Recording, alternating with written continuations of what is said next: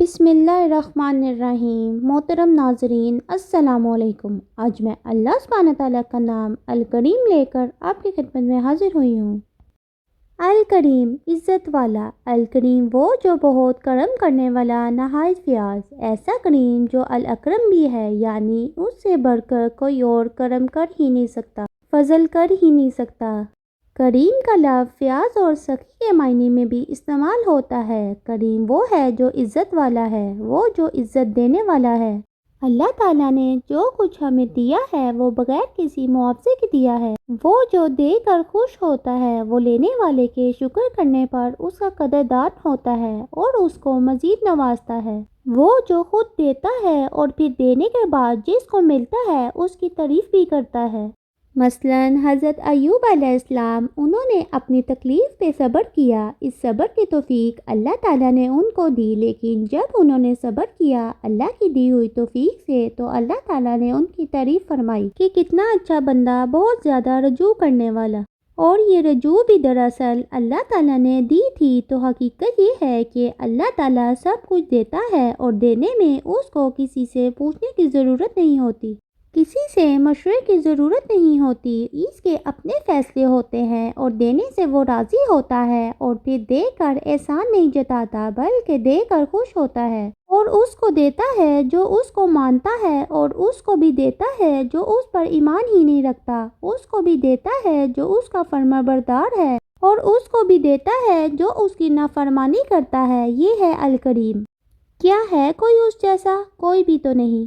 قرآن مجید میں اللہ اس صفت کے بارے میں فرماتے ہیں، اللہ تعالیٰ نے ہر ایک پر مختلف طرح سے کرم کیا ہے، کسی کے اوپر علم کے ساتھ اس کی کرم نوازی کی، اور کسی کو مال و دولت عطا کیا، کسی کو حسن عطا کیا، کسی کو کسی نعمت میں وسعت عطا کی۔ حقیقت یہ ہے کہ وہ بہت ہی وسعت والا ہے، بہت زیادہ۔ وہ اپنی ذات میں، اپنی صفات میں، اپنے افعال میں، اپنے اعمال میں بہت وسعت والا ہے۔ اس کا عرش بھی کریم ہے۔ قرآن مجید میں اللہ تعالیٰ فرماتے ہیں، بس اللہ تعالیٰ بلند شان والا ہے، وہی حقیقی بادشاہ ہے، اس کے علاوہ کوئی معبود نہیں، وہی عرش کریم کا مالک ہے، یعنی جو چیز اس کی طرف منسوب ہے وہ بھی کریم ہے۔ جہاں تک اس کی سخاوت کا تعلق ہے تو وہ اپنے بندوں کو دن رات نواز رہا ہے، صرف اپنے بندوں کو نہیں، وہ جنات کو، فرشتوں کو، باقی تمام مخلوقات کو، ہر ایک کو نواز رہا ہے، اور پھر خاص طور پر وہ بندے جو اس کے آگے ہاتھ پھیلاتے ہیں۔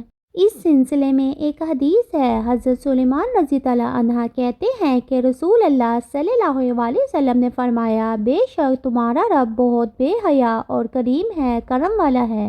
جب اس کا بندہ اس کے سامنے دونوں ہاتھ اٹھاتا ہے تو انہیں خالی لٹاتے ہوئے اسے اپنے بندے سے شرم آتی ہے، وہ انہیں خالی نہیں لٹاتا، وہ ضرور عطا کرتا ہے۔ یہ الگ بات ہے، کبھی وہ ہی چیز دیتا ہے جو بندہ مانگتا ہے، کبھی وہ عطا کرتا ہے جو بندے کو ضرورت ہوتی ہے، لیکن بندے کو مانگنا نہیں آتا، وہ نہیں دیتا، جو بندہ مانگ رہا ہوتا ہے اس سے بہتر عطا کرتا ہے، اور کبھی اس سے کئی گنا بڑھ کر اس کو دے گا جب وہ اللہ تعالیٰ سے جا کر ملاقات کرے گا۔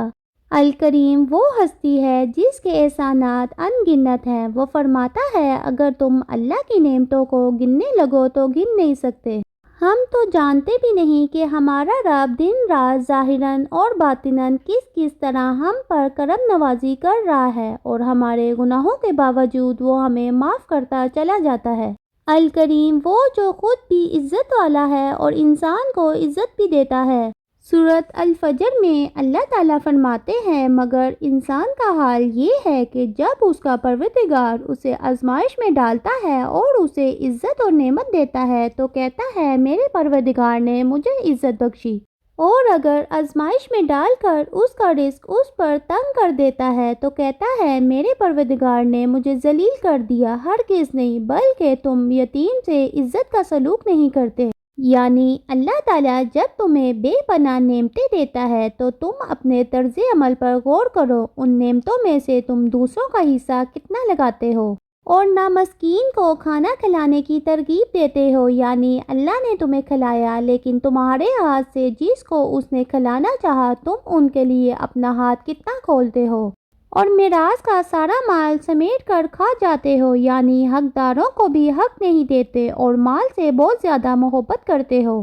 تو انسان کی اس ساری کمزوریوں کے باوجود انسان دوسروں کو نہیں دیتا یا ان کا حق نہیں پہچانتا ہے، اس کے باوجود اللہ تعالیٰ اس کو دیتا چلا جاتا ہے، وہ اسے عزت اور نعمت عطا کرتا ہے، پھر اسے عقل، سمجھ اور عزت سے نوازا۔ اور پھر ہم دیکھتے ہیں کہ حضرت آدم علیہ السلام کو اللہ تعالیٰ نے کس طرح اپنے ہاتھ سے بنایا اور پھر ان کو عزت بخشی، اتنی بڑی عزت کہ فرشتوں جیسی مخلوق سے ان کو سجدہ کروایا۔ اس کے بارے میں قرآن مجید میں آتا ہے، جبکہ آپ کے پروردگار نے فرشتوں سے کہا تھا کہ میں مٹی سے ایک انسان بنانے والا ہوں، جب میں اس کو ٹھیک ٹھاک کر دوں اور اس میں اپنی پیدا کی ہوئی روح پھونک دوں تو تم اس کے سامنے سجدہ ریز ہو جانا۔ چنانچہ سب فرشتوں نے مل کر اسے سجدہ کیا سوائے ابلیس کے، جو اکڑا بیٹھا کافروں میں سے ہو گیا، یعنی اس نے تکبر کیا اور آدم کے آگے نہیں جھکا۔